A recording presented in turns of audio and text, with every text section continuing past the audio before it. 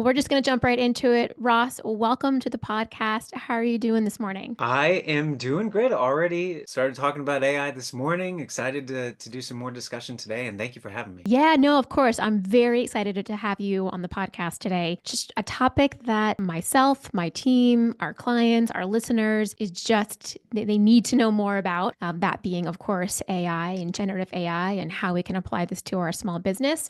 So I'm really, really grateful to have your expertise and your wisdom to share here. I had the privilege of meeting you via, you were a guest on our marketing peer group. You're a Vistage speaker. So thank you for just continuing to share your knowledge with us. Oh, thank you for having me. I mean, honestly, it's wild. The more people that I talk to about AI, the more I learn how to use it because one of the great things about it is everybody has a totally different use case. Like, it's really hard to just say, these are the 5 ways to use AI. It's kind of everybody figures out different ways to use it, and I kind of get inspired by talking to people about it. I love it. It's one thing this keeps coming up in my podcast conversations, learning versus activating. Like you got to learn, you can learn the kind of framework of how it works, but to really make it worth your while, you got to use it and activate it in your small business. It is so wild. It's really a craft in a way. It really is something where you just need hands-on experience and you kind of don't really understand the opportunities or the limitations until you've had 10 hours using it, for instance. Well, I hope this conversation inspires some folks who are listening to expose themselves to AI a little bit more and get their hands dirty in the AI world. Before we jump into kind of the good part of this conversation, can you please just introduce yourself,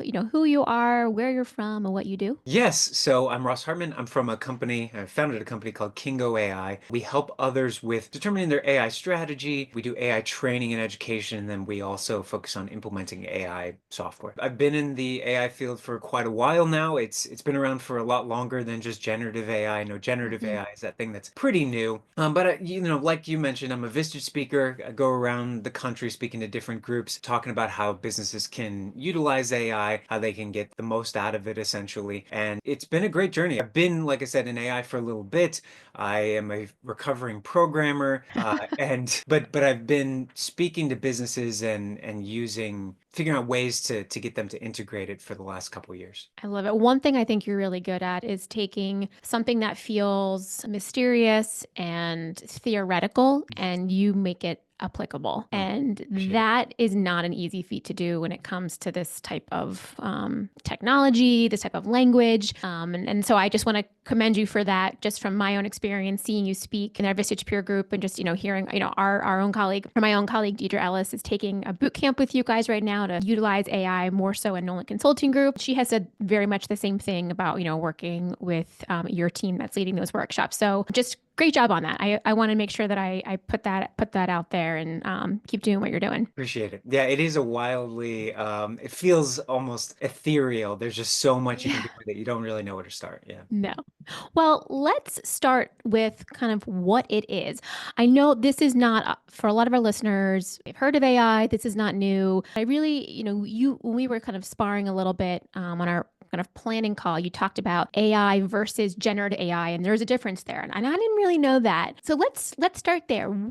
What is the difference, and how do you distinguish the two? Yeah, and first of all, I want to say this is a very valid misunderstanding, I guess you could say, or misconception, because when we talk about AI broadly these days, and somebody approaches you in the street and says, is your company using AI? What Yeah. we're kind of asking is like, are you using ChatGPT? Are you using Gemini or Claude? These kind of chatbots, right? But to your point, AI is very, relatively speaking, pretty old. It's like from the 40s and the 50s as a field. It includes Huh. things like machine learning, natural language understanding, genetic algorithms, computer vision, a whole bunch of different subfields in AI that are different than generative AI. So, broadly speaking, what AI is getting computers or machines to accomplish tasks that normally require human level intelligence, which Okay. really broad definition, right? That includes a lot of different things. And generative AI is the ability to create human-like content. And so you can kind of Mhm. see that with these chatbots. They can emulate human conversations. In my opinion, they don't actually have empathy or feelings. Maybe those are my famous last words.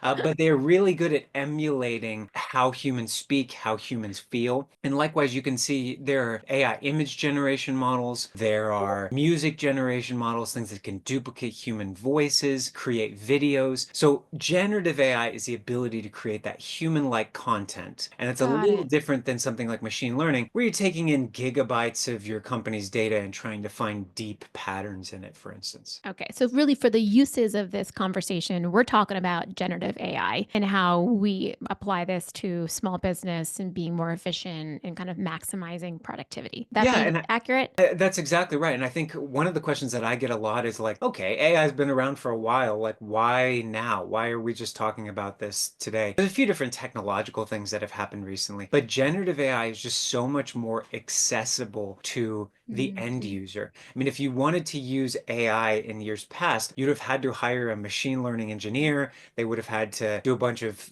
data normalization and ingesting of all your data and writing code. But now you go to chatgpt.com and it can write your job description or it can help you Yeah. build a marketing strategy or whatever that is. So it's just far, far more accessible. Yeah, now we can all pull it up on our phones, on our laptops, our iPads, and kind of incorporate it into our business. But I think that is where kind of the question lies. This thing is accessible. This tool is ready for us all to use, but we're not really sure how or for what or when, how often, things that we need to be cautious of. So that remains, the mystery to me. You'd mentioned a couple of tools or ChatGPT, Claude, Gemini.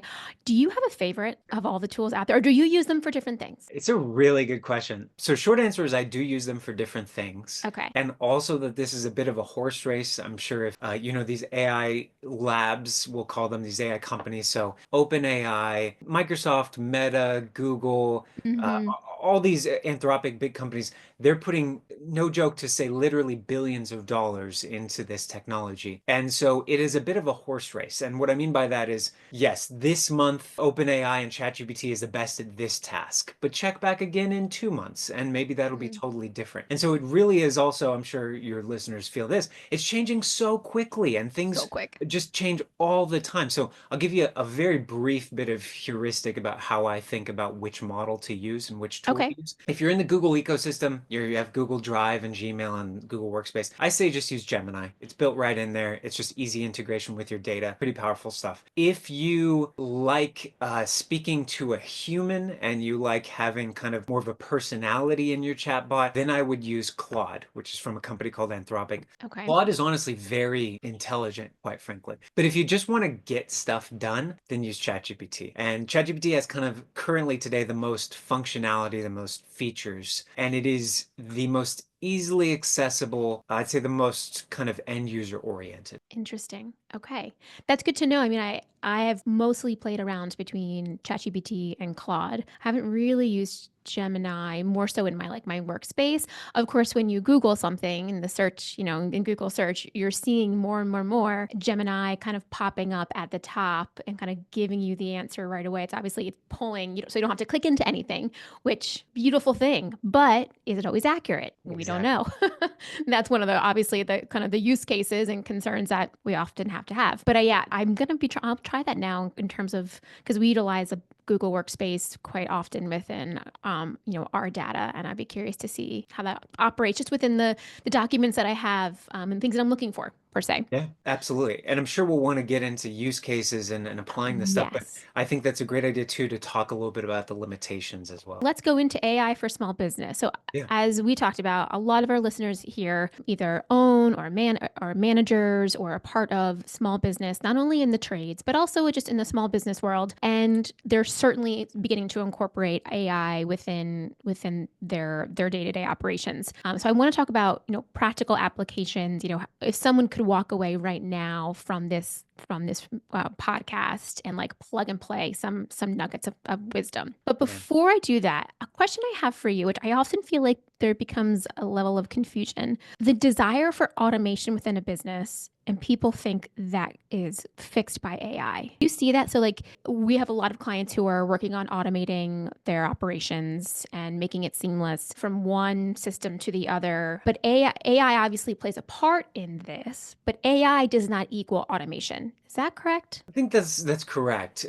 So first of all, automation has obviously been around for a long time. It's kind of just the idea of having a computer or a machine do a task that a human normally does. And when I give my definition of AI, it's kind of doing a task that normally requires human level intelligence, whereas automation is just doing something that a human does, doesn't even require Mm, intelligence. Some tasks do require intelligence. They require some decision making, require some maybe intuition about solving a task. But a lot of tasks don't. A lot of things are just like, okay, I need to move things from this spreadsheet to this spreadsheet. I need to pull these yeah. reports from here. I need to send this email type of thing. And that's standard automation. So to answer your question there, I guess you're right. AI is a little bit different than automation. AI, though, can massively help us with automation by being a tool in our automations to make decisions. So maybe Okay. previously you're like, I wanted to automate some portion of, our customer experience of customer support somehow. But I couldn't do that previously because you have to actually understand what the problem is. You have to go look up the necessary document. You have to retrieve the information and reword it in a way that's best for the customer there. That's something that AI can do. That requires a little bit of intelligence, but you can now do more automation with the use of intelligence through AI. Now, Okay. the other thing I'll say is that, and we're getting more into this, is AI can help you build automations. So for those in the audience maybe who are a little bit technical, there are a lot of AI tools now where AI will actually write code for you, and it Oh, does wow. exceptionally well. It's truly impressive. And a lot of these kind of automation platforms, Zapier, Make, Power Automate, they now have text boxes where you can just explain what you want to accomplish, and it will try to make the code for you for the automation, essentially. Whoa, that's cool. Pretty cool. Pretty Do you cool. think AI is smarter when it comes to making or creating code than it is to creating like written content? It's a good question. I saw this thing recently that I think is spot on. The closer that a task is to something that the AI lab employees do on an everyday basis, Hmm. the more likely the AI is to be good at it, which is Interesting. one of the reasons why AI is really good at coding. It's good at machine learning. It's good at those sorts of things, but it's not great at PowerPoints or Excel yet. And if you had the AI labs, if the AI labs were run off of Excel spreadsheets and PowerPoints, Yeah. then that's what they would be great at. And so that's kind of it'll get to those things, but that's a Yeah. little bit further, I think, down the line. I'll Okay. also say that there's often this kind of feeling like when I use AI, it should be a silver bullet and solve all problems in my business. And I just want to say from the outset that is not necessarily the case, right? It is a tool just like any other. It's kind of like Excel in a sense of like it has a specific set of things that it does well and a specific set of things that it does not do well. And we kind of have to learn what it does well and what it doesn't do well. And I will say when you're just using ChatGPT or Claude or Gemini a little bit, I guess Gemini's a little bit different, but for ChatGPT and Claude, they don't connect to your data by default. So you can't go Mm, to ChatGPT and say, look at my calendar and pull out, what my schedule is today and find me a spot where I can do this task. It doesn't do that by default. Now you can do those things, but it requires okay. a bit more technical implementation. Okay. So for us basic learners over here, we're not quite there yet. This is the thing where you're right. When you first start to use it, we're not quite there. You kind of have to be Okay. a little more technical. However, there's a little bit of rumors from the AI labs, but in the year or next year, I'll say 2025, in theory, it's going to be the year of the agent. If you've heard of that term in the context of AI, it is something that's going to be able to control your computer essentially. And Whoa. kind of crazy. You can already see this if anyone's interested in the audience here. Look up Claude computer use, Claude computer use, and it'll show you an example of it taking a vendor request form and then going to a CRM, searching by itself, searching for a client, pulling out information and filling out the vendor request form. And Wow. it can use the computer, click around, type things. And so that's the direction that we're starting to go. 2025 is, in my estimation, going to be the year where we start to see more of AI integrating with our data. Very interesting. I have a lot of thoughts about that. Yeah, please. Yeah. Well, I mean, a very cool thoughts, but also like it feels like something living in my computer. What can it access? What can it do?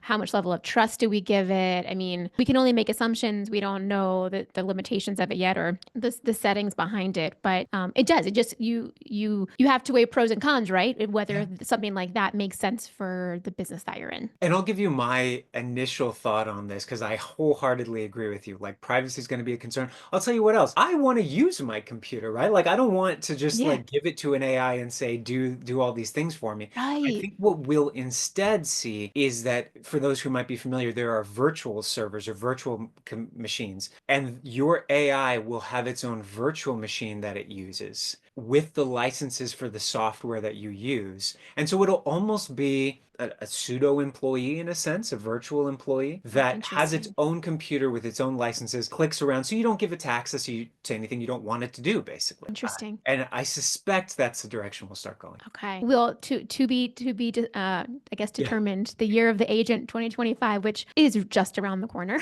Yeah. within weeks per se. Right. Okay, so let's talk about everyday tasks Yeah. where AI can excel. I mean, things that you have had the privilege of working with a lot of different businesses, different industries, different revenue sizes. So you have seen this be leveraged in a lot of ways. What are the most common use cases? Yes. So before I dive into that, I'm just going to re-emphasize that there's this difference between AI as an assistant, which is like ChatGPT, Claude, you ask it questions, you get answers, then Hmm. AI as an agent, something that can integrate with your data. So I'm just going to talk about use cases for AI as an assistant that you ask questions and it gives you answers. Perfect. So with that in mind, there's a lot of different things. The low-hanging fruit here is kind of marketing and sales, right? I think that's kind of the most attainable. And I'm sure most marketing and sales teams are using this or at least looking at using it. You can use it for creating blog posts, social media posts, advertising content, sales letters. You extend a little bit beyond that and you can use it for crafting marketing strategies, sales incentive programs. And this kind of gets a little bit into one of my favorite ways to think about AI is not as a search engine. Because a lot of the times when we open up ChatGPT, we see that search box and we're like, okay, it's Google, basically, right? Like I'm going to Yeah. go in there, I'm going to ask, what's this regulation here? Or what's this marketing tactic or something. And the thing I want to convey is that ChatGPT and Claude and Gemini, they're large language models that are not search engines. They are Mhm. thinking tools. So what do I mean by this? When you ask fact-based questions like give me the part number of this machine or give me this specific portion of this regulation, it can and does give you hallucinated information. We can talk about that a little bit later, but it can Mhm. make mistakes. When you ask kind of really specific fact-based questions, it can make mistakes. What it's much, much better at is helping you solve problems. So working through it as a problem solving and a brainstorming partner. And so if you're saying like, okay, what are the top 3 goods to stock in my warehouse? You ask that question, it might make something up. It doesn't really know. It's a very fact-based question and it Yeah. has a lot of assumptions in it. But if instead you said, how would I determine what the top 3 goods are to stock in my warehouse? So it's a very small difference there, but it's more Mhm. so of how can you help me approach solving this problem and working through it in a step-by-step way rather than just give me the answer. And this is kind of a mindset shift because in search engines, it's very much give me the answer. But in language models, in ChatGPT, Claude, these chatbots, it's more using it as a brainstorming and problem-solving tool. So I will continue on with a couple more use cases, but I really want to put that in people's minds because that's kind of the best way to use these models. Sales, marketing, I will say that it can help with contract review, drafting contracts. I also want to quickly say I'm not a lawyer and that this does not replace your lawyers. So Yes. you still have to send your contracts to your lawyers. But from what I've seen, it does do an exceptional job at putting in a contract and saying, hey, are there any red flags here? Are there any discrepancies, redundancies? And then you can send that to your lawyer, hopefully reduce some billable hours, or help you understand the contract so that you have some questions that you can ask during your time meeting with them. Mm. That can be pretty powerful. Other things, there's estimation, there's proposals, there's takeoffs in construction. People are using this for HR, huge applications in HR. You can use it for resume screening, although I'll give another caveat there and say check your local regulation because I know that there have been some recent regulations that have been passed around using AI for for HR. Noted. That's a good warning. It can have some biases. So I think that's an Yeah. important thing to note as well. What I recommend if you are going to do resume screening and that complies with your local regulation, take out names of people, take out locations, take out anything that kind of the Mm, AI could have a bias toward essentially. okay. And then it can help you screen those, matching skills to job descriptions. It can help you put together personalized training for new employees. That can be pretty powerful. There's also just putting together search and searching bots, so question and answering bots. Like I can upload my employee handbook and also my HR policies. And instead of the HR manager getting, bombarded with the same questions day in and day out, employees now go to this HR chatbot and they ask, what's our sick leave policy? What's our maternity leave policy? And it reads the document and returns that. Oh, interesting. Pretty cool, right? You can also imagine Yeah. this for standard operating procedures, for vendor documentation, for software that you have, for training manuals, anything that is a long document that, quite frankly, nobody reads, right? So I can keep going with use cases. There Yeah, are so in that literally hundreds of particular things. scenario, and I remember you showing this in when you presented in the marketing peer group, creating your own GPT, so your own chat bots, where you have fed in or provided the framework for how you want things to be delivered. But in this case, you're creating basically the data set in which you want answers to be provided based from so it's not just making things up, putting in HR policies from, anything out there, but HR policies, excuse me, policies specifically within your organization. Exactly. And so it's your data. And so I did Mm, say, AI doesn't connect to your data, and that's kind of true, but it's true. But also to your point, you can create a bot and upload your files. So with GPTs in ChatGPT, you can upload up to 20 files per GPT. So I believe that cool. was the last limitation. Okay. And something that you had warned us though in this, things that you put, unless you change your settings, things that Hmm. you put into ChatGPT can be now accessible to anybody, right?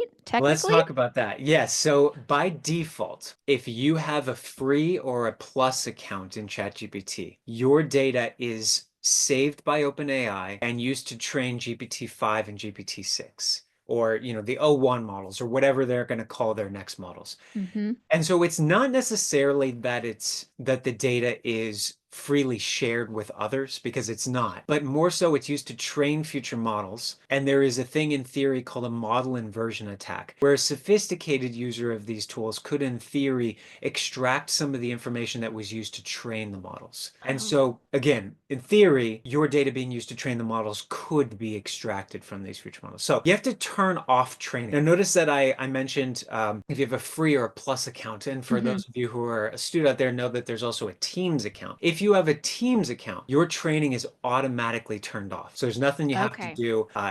They don't train on your data if you have a Teams account. And I want to note that this ChatGPT Teams is not the same as Microsoft Teams, totally separate thing. I know it Got can be it. pretty confusing. And then if you want to turn off your training, you go top right hand corner, click on your logo, go to settings, go to data controls, and then they have this setting that tries to guilt trip you into this. It says Yes. improve the model for everyone. You're not going to get guilt tripped. You're not going to fall for it. Just turn that off. Improve the model for everyone should be off. And that'll Okay. make it so that it doesn't train on your data. Okay. Here's a question, related to, obviously we know just from the few things that you have said, like the use cases for this and optimizing efficiency are there. It's clear. We would be silly to think otherwise. How do companies, we're in budgeting season right now. We're Yeah. thinking about 2025. A lot of companies are thinking, okay, how do we invest or incorporate AI tools in our budget for next year? How much do we spend? And so I ask you, how do you look at the free account versus the plus versus the teams? How do you weigh the importance of investing or how to look at spend for AI tools for a small business? Yeah, this is so interesting, and I totally agree with you. So first of all, there's just the pure question of like, okay, using ChatGPT, $20 a month, or $25 a month if you're doing the team version. And does that make sense? So Yes. it's really an ROI question. And with this, you have to ask, one, are people going to use it? And two, are they going to use it effectively so that they get the maximum value out of it? I'll tell you, if people use it and if they use it effectively, you're going to see far more value than $25 some, right? Okay. Like you just Hmm. are. I think that's just a fact. However, with that said, there's some serious challenges because I'll tell you what, you can't just give ChatGPT to people and say, congratulations, you're going to be 30% more effective. Yeah. It is not that easy, unfortunately. There's a Yeah. bit of a learning curve with using these AI tools, which I know you mentioned in the beginning. There are three main challenges, I'll say, that we're kind of seeing in the companies we work with. One is that employees don't know when to use these tools. And that's understandable. I think most people feel that they see the search box, it's kind of intimidating. It's like looking at a blank canvas and you're like, I don't really know what it can do, right? And so they don't know when to use it. The second thing is, let's say they know when, they know what use cases they want, but they don't know how, and they don't know what's called prompt engineering. And prompt engineering is kind of how do I ask the AI my questions or give the instructions in the way that gets the best output. So learning how to use it effectively via prompt engineering. And the last one is just forming it as a habit, remembering to use this. So you could know when, you could know your use cases, you could even know how, you can know your prompt engineering. But if you don't remember to use this on a day-to-day basis, again, you're not getting value out of it. So it's those three things. In my mind, it really is a training. So there is the software that you need to get, obviously, Mhm. ChatGPT 25 a month, but then there's a bit of training that you have to put people through so that they can use it effectively. Otherwise, that 25 a month is kind of wasted. Yeah, And I think it's important. I mean, we often do, company processes and workflow with a lot of businesses, and a lot of that often includes automation, opportunities or, technology opportunities. I mean, I feel like you have to apply now an AI filter on this. Within these functions that each, our that our company does, what are the use cases for AI? Just so we're identifying opportunity and then obviously look for gaps and holes down the line, where we're actually not using it, but we could be using it. yes, and to your point of like how do small businesses approach this when it's kind of budgeting season? So what you're saying, or what we were just discussing right there, is individual use cases. I'm Yeah. going to use ChatGPT or Claude or Gemini or whatever it is to be 25% more effective if I do the training and everything and use that effectively. Then let's look at a totally different path, which is not separate. It's kind of in parallel if you want to do it. It's looking at the organization as a whole. So not looking at an individual and what they do on a day-to-day basis and making them more efficient, but saying as an organization, as a team or department, what are the things that we do as processes? So breaking our jobs into a list of tasks. And I know we were talking about in the beginning automation. What are the things that people don't like doing? The things that are mentally taxing or Mm. even mindless, mind numbing, the things that cause people to burn out. What are those things in our organization? And can we implement essentially agents? Something more technical to accomplish that task for us. And so when you're talking about your two different AI paths, one is personal training and personal efficiency, and the other is using it as a technology to automate processes on kind of an organizational level. You just said a couple of things here. I just like did a quick Google because you said a couple of things about processes and tasks that, employees are doing that they don't enjoy doing, and mental load, burnout. It relates back to a book that several of us on my team just read called The Experience Mindset by Tiffany Mhm. Bova. And it really looks at the intersection between the customer experience and the employee experience and how important that intersection is. So often we look at making things easier for customers to make their experience wow, but that wow lands on the shoulders of employees Yeah. and they're doing things that are taxing and they're no longer want to stay with your company. So at the expense of customers being wowed, we're now making our employees' jobs harder or more difficult. So I like see this as such a great tool, not only to help, I mean, obviously customers will benefit from things that we're doing with an AI, but your employees benefit from this. I think that is so well said because so when you talk about some of the benefits that AI can potentially get you, obviously the first one is just like efficiency, expense reduction, those sorts of things, right? We get Mhm. that. That's kind of the main thing. The other one that you were saying is customer experience. It can make the customer experience better because you're more proactive with communication. You're able to stay on top of, Mhm. project updates, those sorts of things. But then to your point here, employee experience as well, because if you're not having to do those mindless or mentally exhausting exhausting tasks anymore. You can focus on the things you actually want to do. Well, Yeah. then you're going to have less burnout. You're going to have less turnover as an organization, and thus you're going to save on training and talent acquisition costs as well. Yeah, I mean, the reality is, putting blog posts on our website is one of my job responsibilities. Not something I love doing. Doesn't get done very often, and when I do it, it feels like laborious, which is silly because it's not that hard, but it's the start. It's, what and this is the perfect example where oftentimes I have ideas, or I can go and find recommended ideas through providing the right prompts and kind of giving context to what I'm looking for. But then they can help me write it. What's so important to me is this is my next question: writing a blog post, creating of content. How do you make sure that your voice, your brand, is represented in that content that you put out? Because my thought is not just taking something that Claude or GPT spits out and posting that to our website. Right. We need to make sure that we have got eyes on it, we've verified it, we're giving the stamp of approval as an only consulting group brand. Totally agree. So this is a huge one, and this kind of goes into that area of prompt engineering. So as part of your training, like there's something specific you want to do, you know it's possible, but when you go to ChatGPT and you say write a blog post, you're like, this is not great. Or write Yeah. an email, you're like, this is not in my voice, right? We've all Yeah. kind of, I think if we've used the tools, we've had that experience. And it's not that the technology can't do it, it's just that it is more, you have to learn how to do it effectively. So in prompt engineering, there's a whole bunch of fancy phrases for really simple ideas. One of them is called few-shot prompting or multi-shot prompting. Again, fancy phrase for basically saying provide examples. So when you're getting it to write a blog post, you want to find your top 5, top 10, however many you can get actually, blog posts that are human written, that are the highest caliber quality of what you want to represent, and make them diverse in terms of the content that they represent. You'll Mm-hmm. put that into the conversation first and just have it analyze the style, the tone, the characteristics of those previous bits of writing. And so you're putting that into the conversation history that it can mimic that. Now, Interesting. at that point, it's going to be able to mimic your writing style. However, I'll tell you, even with that, it's not going to be likely up to the caliber of what you want. And the reason for that is that AI has been trained to have no real opinions of its own. It Okay. is trained to be an indecisive but highly knowledgeable consultant that can basically say, here are all of your options. You could do any of these things. Here are the pros The and world cons. is your oyster. Yeah.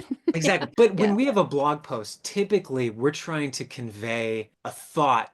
We're trying to say this is the way things should be, or Yep. this is the way they need to be, or whatever that is. And that requires an idea. It requires an opinion. It requires a bit of backbone, right? And AI doesn't do that. So you, as the prompter, after you've gotten it to write in your style or to understand your style, you have to inject the spine into the AI, the very specific opinion that it's going to have, and be Okay. really specific about what that opinion is and the kind of second level consequences of that. If you do those two things, you should have a much, much better result. On top of that, you may want to do a little bit of editing Yeah. afterward. Yeah, no. That makes sense. But I love you. You need to give AI the spine. Yeah. You need it makes that's a good little analogy to kind of to remember. You mentioned something earlier about hallucinations. It's, and that was kind of speaking back to AI is not a search tool. It provides answers to questions you're asking it. But when you ask it questions, depending upon how you ask it, it's going to provide you some kind of response. And is it fair to say every time you get responses back from AI, it is hallucinating? It's just to Yeah. the degree of which it's hallucinating, it's either accurate or not. So this is really funny, and I'm not gonna go too technical on Okay. this, but I think it's important for us to understand a little bit about how it works so that we can really understand what hallucinations are. So AI is trained on a bunch of data on the internet. You take all that data on the internet and in books and such, all that text, you put it into an AI model and you ask it to find patterns, and it finds which words typically follow which other words. So it's Hmm. able to predict if I'm given these 3 sentences, I know there's an 84.6% chance that this is the next word that's gonna come after this. And Okay. so all it's doing, and there's various levels of debate here, but technically all it's doing is predicting what's called the next token. It's kind of a piece of a word, but for our purposes, we can think of it as predicting the next word. It's a tool that predicts the next word. Now, to your point, isn't it kind of always hallucinating? And the answer is yes. If you kind of define it in that way of it's always predicting based on a statistical distribution, just statistically it thinks this should come next. It's just when the prediction is incorrect or we think that it's incorrect, we call that a hallucination. And so hallucination, that's why they're so hard to fix, because when you think about it, it's not really a bug. It's not really a Yeah. problem. That's how the machine works. It's just not in line with what we think should come next. And so we call that a hallucination. Got it. Now, to your point, there are things that make a hallucination more likely, and there are things that you can do to mitigate hallucinations. Oh, cool. I can go into that a little. Yeah, please. That would Yeah. be great. Yeah, so generally speaking, I kind of mentioned this, the more of a fact-based question you ask, again, so what's the part number on this machine? What's a specific portion of this regulation? What's the price of this currency at this time? The more you ask those fact-based questions, and if it's not using a search engine, it will typically hallucinate. Now, that's because it hasn't seen that information in its training data. In other words, on Mm. the internet, it hasn't seen a lot of the answer to that question.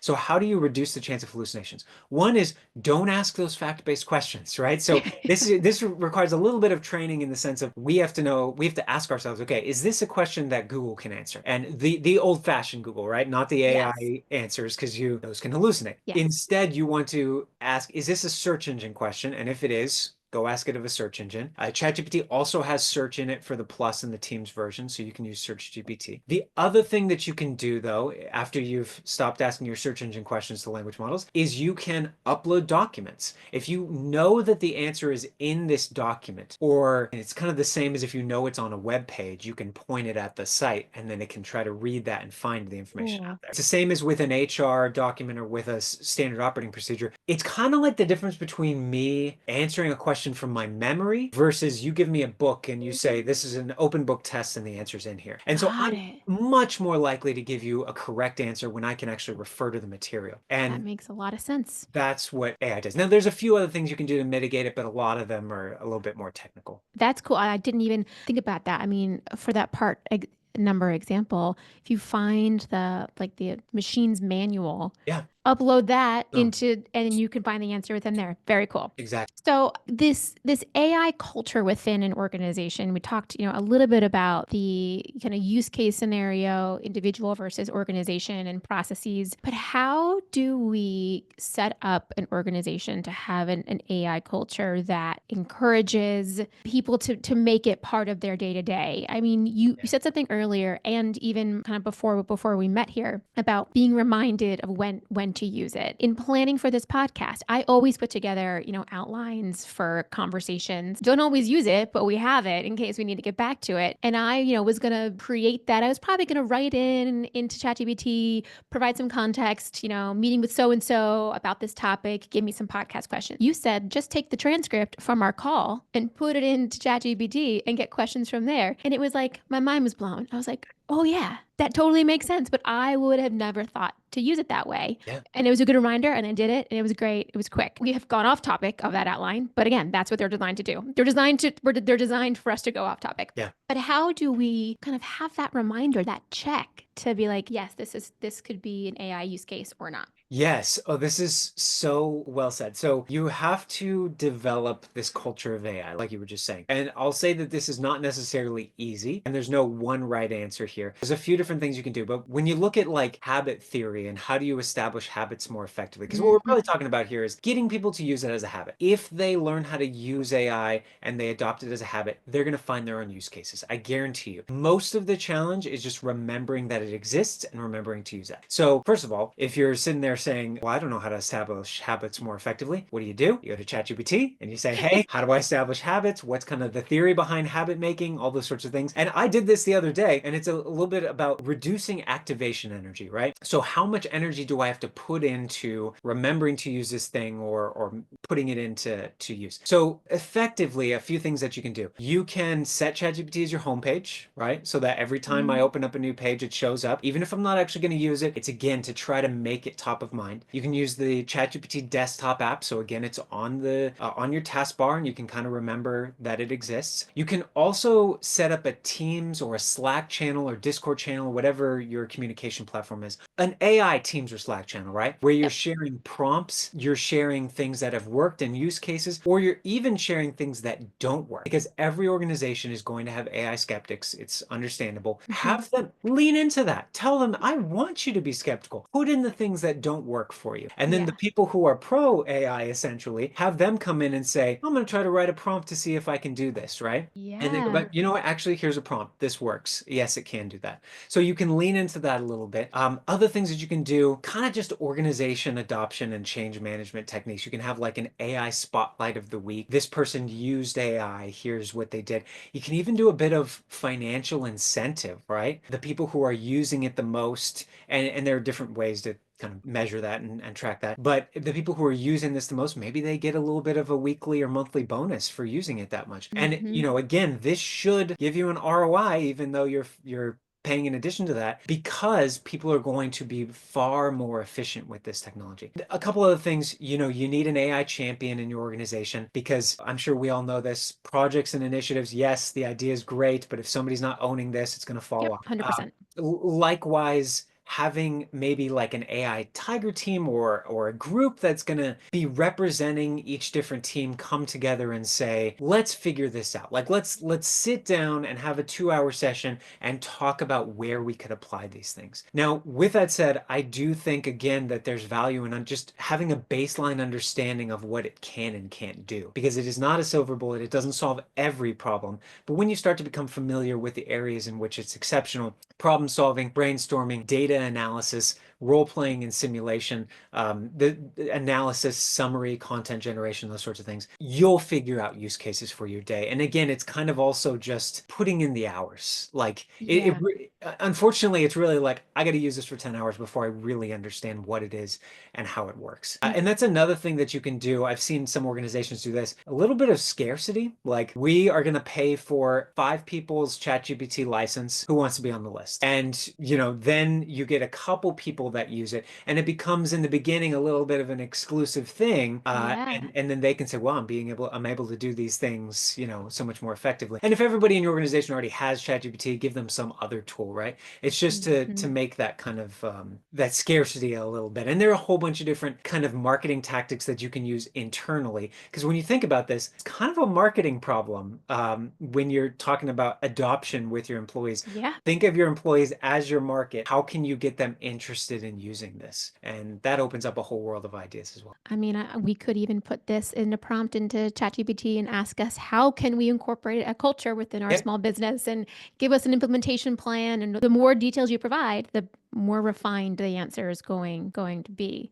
I Uh, love it. I also need to see this as a really cool way to engage employees on your team. This might be an area of passion for them in their personal life that we don't Yeah. necessarily know about. Even I think about a lot of our clients being in the trades, have production teams, folks who are in the field who could be really tech savvy in their personal life at home. We just don't know it. If you can put that out there, we're looking to build an AI tiger team. Who wants to be a part of it? I would imagine that there are people who you will be surprised, are raising their hands and can provide a lot of talent to helping improve the culture. 100%. And I'll tell you, I've seen that. I 100% agree with you. I also think some of those people, you may be surprised at how technical they can be too, and that Mm. they can actually tie your AI to your data a little bit and start to implement some basic automation workflows. I've definitely seen that. Yeah.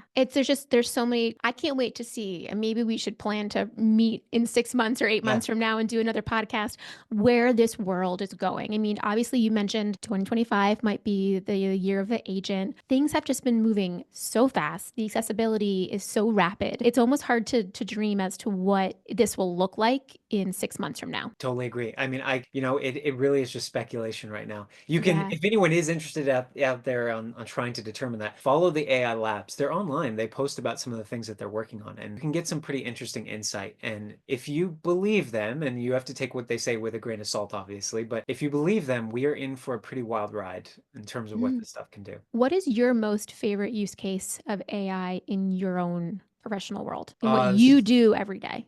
Yeah, well, mine's probably pretty boring, but it's just functionally incredibly helpful. I have calls pretty much all day long. Yeah. I have AI note takers on that call. I take the transcript, I put it into ChatGPT. I have a GPT that has been trained to write in my email writing voice. And so it will draft a reply to people in my voice, taking into account the details of what we discussed. And then I'll do a little bit of editing afterward, but it is such a time saver. And it's also something that's usually a little bit mentally taxing for me. Like, I don't want to write a follow-up email to, I mean, Yeah. it's They're valuable, draining. but Yeah. yeah, I The time gotta suck. I gotta think about all the things that we need to go over and next steps and everything.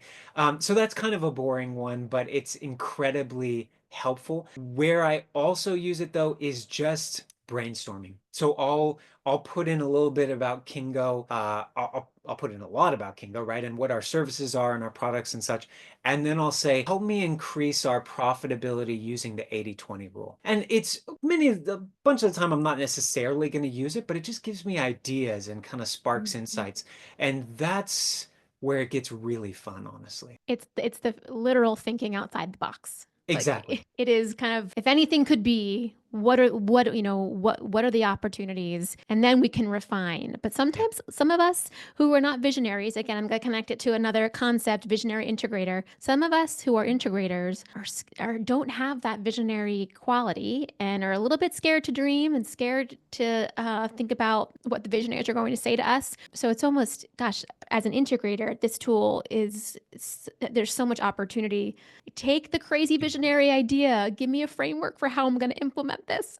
Yes. All Huge. that, yeah. And it can. Yeah. Plug real quick the Kingo boot camp that you guys offer because I want to make sure, as I mentioned, Deidre Ellis from our team is going through it. So far, she's really enjoying it. So just give a quick highlight of that. Yeah, I appreciate that. So, Kingo Bootcamp, it's 6 weeks, kind of hands-on fundamental workshops of how do you use AI? What are the use cases? We go over different prompts. We do prompt engineering, creating AI assistants through GPTs, going into habit use. How do you remember to use this? Kind of overcoming those three main challenges around full adoption of the technology. And it's just fun. Like we get to work with people on the challenges and the use cases that they have on a day-to-day basis. We also have office hours people can join to address individual things that they're doing. And you get to join afterwards a bit of an AI club. We have a Discord channel where all the graduates of the boot camp get to join and kind of share Cool. prompts and that kind of thing. I So love it. it's very fun and it's something that we're starting, roughly every 2 weeks. It's 850 a person to join that. You get the office hours, obviously the 6 weeks, you get the prompt libraries, and then we record all the sessions. So if you miss something, you have access to those as well. What I think is so important there is you're learning, but you're also you're applying it to your individual use case for your business. So you're going in with your company's problems.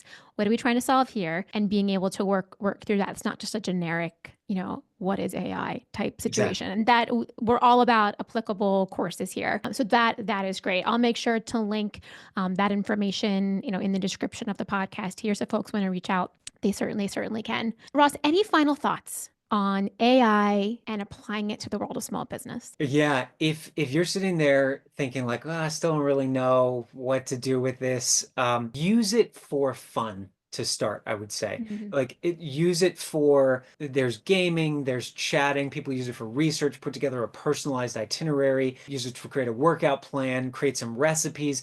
Just use it for fun. That will bleed over into figuring out ways to use it for business. It is just one of those things where there's just a little bit of a hurdle getting started. But once you do that, I think you'll probably find yourself pretty addicted to using it. And that goes for your team as well. It is a revolutionary technology. I put it on the scale of, kind of the internet essentially as a new Mhm. paradigm shift in what we're doing. And I'll just finally say one of the reasons to get in at this level and making sure that it's in your company is we are going to continue developing it. I mean, it is not something that's stopping, in my opinion, anytime soon. You want to have this base level of infrastructure so that you can have that competitive advantage as it keeps progressing. Somebody who I've hosted on here before is very much involved in our industry has said, if you don't get on the AI train as a business, you will be left behind. And it sounds about right. Yeah. Yeah, for better or worse. That's For better or worse, it sounds about right. Embrace it. But you're right, have fun with it. That's a great Yeah. place to start. Have fun. Ross, thank you so much. This was fantastic. A lot of great kind of nuggets of wisdom here. I myself have things I want to do with it now. Again, we'll link your information in the description if folks want to reach out to you just to learn more about, what Kiingo offers in the boot camp. But until next time, because I would love to have you on again as this, evolutionizes into the future. Yeah, I love that. Thank you so much, Molly. Thanks for having me. Yeah, thank you.